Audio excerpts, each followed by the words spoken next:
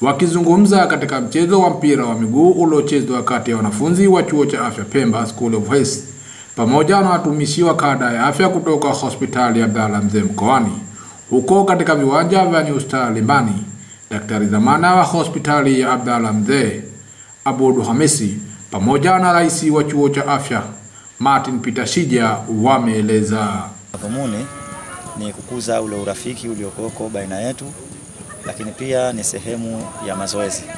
Kama tunavyojua kwamba mazoezi ni afya ambayo inaweza kutukinga kutokana na magonjwa mbalimbali, hasa magonjwa yasiyoambukiza ikiwemo shinikizo la damu pamoja na maradhi mengine ya moyo. Kwa hivyo kuwepo kwetu hapa siku ya leo ni kwa ajili ya kuendeleza na kukuza uhusiano wetu mzuri ambao tuliuanza siku nyingi. Michezo ina faida nyingi sana. Kwanza, michezo ni afya, lakini pia michezo ni ajira na michezo ni burudani. Hivyo basi, tunapokuwa tunafanya michezo, tunafanya mazoezi. Yale mazoezi yanatusaidia kujiepusha na maradhi mbalimbali yasiyoambukiza kama vile magonjwa ya moyo, presha, kisukari. Hivyo ninaiomba jamii tuwe na tabia ya kufanya mazoezi kwa ajili ya afya zetu.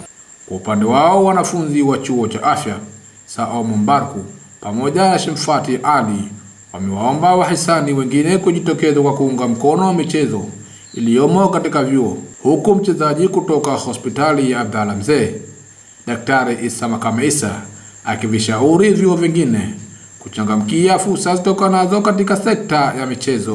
Kwa hiyo tunashauri waje tu watusaidie, watupe mashirikiano yao, ndio tunainuana. Kama waendelee kuimarisha njia nzuri za michezo, pia waeke michezo japo ya wanawake, na wanawake wafanye mazoezi, wasikae tu. Kwa kasi nyingine nazungumzia hauna shauri kwamba kitokezea fursa kama hizi inakuwa watoke kutembelea binafsi ni sekta nyingine kama hizi ili kudumisha urafiki baina yao. Timu ya Abdalla Mzee imeyazibu timu ya chuo cha afya Pemba kwa kuifunga magoli 3-2. Nikiripoti kutoka katika viwanja vya michezo hapa Limbani, ni mimi Molde Hamisi, michezo na burudani.